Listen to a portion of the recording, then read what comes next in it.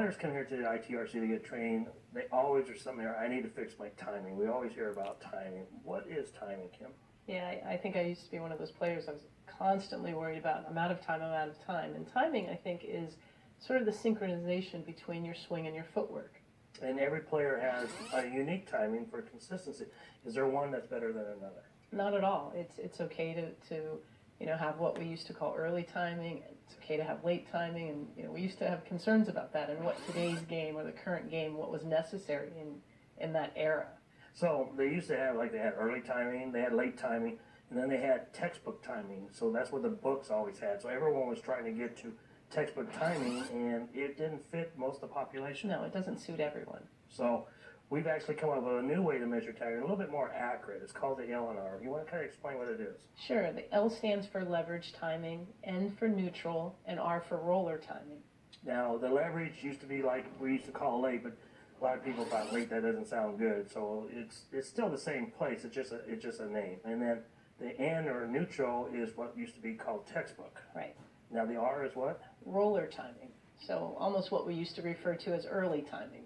And something that, I think similar to late timing was something that you encourage people to stay away from. You didn't want to have early timing. That would just, you couldn't generate any power. It was kind of the myth that came with that. Yeah, so, and we found that a lot of your higher end players actually have what we call the R, or the early timing, but, so many players want to get later, and they think that's what you have to do to hook the ball, and that's not the case. Not at all.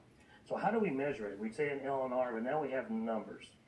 Right. So I think that the first thing that we need to find with the players, when their slide actually comes to a halt, when they cease going forward on the approach, we want to kind of indicate or determine where the ball is at that point. Is it behind them, at their ankle, or in front of them? So it's measurable. Where we're doing, when they stop the slide, at that point where the ball is. And if it's behind them, we call it an L. If it's in front of their ankle, we call it an R. And if it's at the ankle, we call it an M. Now we have L1, L2, L3. Can you explain that?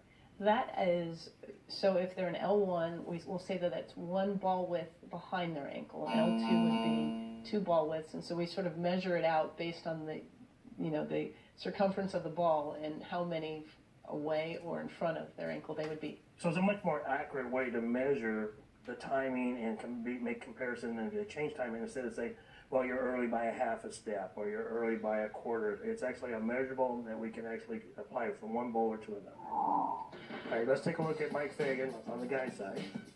And as you can see, the ball's coming down. He's still sliding. Still sliding.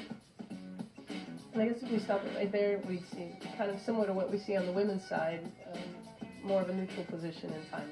So we don't see a lot of women beyond this point. Neutral's probably the closest we're seeing right now. On the guy's side, we're seeing more because if we continue on, his foot is still sliding and the ball's still going down lane. And again, we want to relate it to when the foot actually stops sliding. And it looks like it's right about there. His foot has stopped sliding, so that's quite a ways down on far lane. What would you kind of call that? It's almost like an R3. It actually be a little bit more, but yeah, an R3 looks pretty good. Let's take a look at some other guys. Now let's take a look at some of our men players on Team USA. Generally, they're referred to as high rep players, having a lot of power. And the conception out there in the field all the time is that they're on the old term late, our new term leverage, but being able to be a cranker high rep player that you needed to be late. Yeah, I was guilty of that. I think until pretty recently, that was kind of the way I taught. I would, go into this spiel about, today's game, you need to have late timing in order to generate any leverage and good power. But, as we've studied this here at the training facility, we're seeing that that's a little bit of a fallacy. And we can see, we have Tommy here, and he's one of the more high rev players on the PBA. And we look at his timing. He's leveraged, and he's probably a leverage. We were saying he's got a leverage 3. Yeah, so he fits the mold that we always had. That always, you had to be the cranker, the high rev player. That you always wanted to be a leverage or a late player.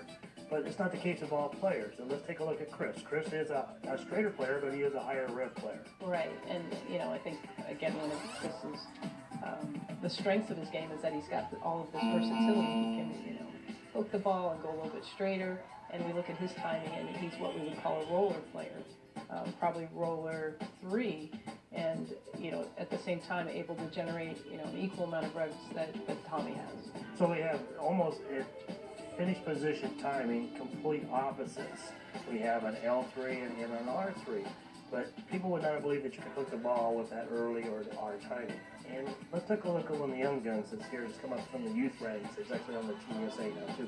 Marshall, what does Marshall have? Marshall's a neutral player, and again, like you were saying, one of the best players and youth players in the world. He's been winning everything of late, and again has some versatility.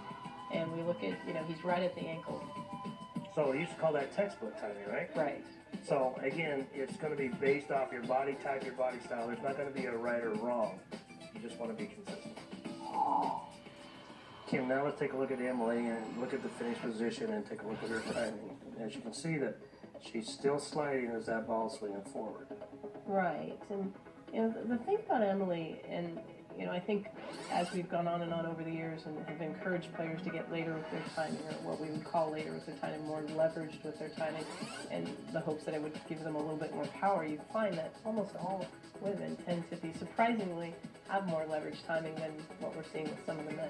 Yeah, it used to be that women were always early and men were late, and we're finding it's just the exact opposite. Right. So Emily, as her foot stops sliding, the ball is right there at her ankle. So we call that a neutral timing. Now, if the ball was out here in front, a couple of ball swings, and that's where she used to be before she stopped sliding, then she would actually be an R2. So you can, over time, adjust your timing. Try to get in more of a balanced position, more of a leverage position, more of a power position. It will adjust over time, but knowing where you're at is important. So let's take a look at a couple other women on Team USA 2012 and look at their timing and finish position. Right. The first player that we have here is Josie Ernest, one of our younger collegiate hotshots that's been on the team the last few years. And Josie's definitely more of a neutral timing type player. Again, and when we look at just more of the modern day or the younger generation of players, whether they're power players or a little bit more straighter, we're definitely seeing this change in the timing. Yes, and they've worked at it. They're getting the ball started in the swing earlier, so they can actually get more in that neutral position, because that's what the generation of the bowling balls that we're using now. They want you to get the ball through the front but still have the reaction on the back. Next over we have Deandra, and Deandra has been on Team USA for a number of years. She, I think, actually owns a record now for how many consecutive years that she's been on Team USA, and she made it again here in 2013. She won the Queens last year. She is more of what we would say on the contemporary of the ladies, that she's got more leverage timing. Definitely. She, that foot's come to a stop, and the ball still has quite a ways to travel before it gets off her hand. And no right or wrong, just what she does effectively. Posture, upper body posture, generally is going to be more upright. If they get a lot of knee bend, it's still going to be the hips going to be down, but the upper body posture is going to be more upright because of the leverage timing. Exactly. And next we have over here is Tammy, and Tammy is actually, I saw on the ladies' side, would be one of the higher rep players. Yeah, definitely one of the more higher revolutions and more of our power players, the generation that, when we still had a women's tour that was out there. And Tammy, we look at her posture, she's a little bit more forward than, say, Deandra, but definitely she's more like an L1. Yeah, so she just slightly stops sliding just before the ball gets angled, so it's going to be an L1, but to get an upper body posture, it's definitely going to be a little bit more forward. Now that we looked at several high-end players and their unique timings, is there a timing that's perfect for everybody? Not at all. I mean, I think, it's personal, like ball fit and roll, all of those things. What's cool about our game is that you can do it so many different ways and be successful. But the key is we want to be able to repeat it. I mean, the key for timing is consistency and repeatability.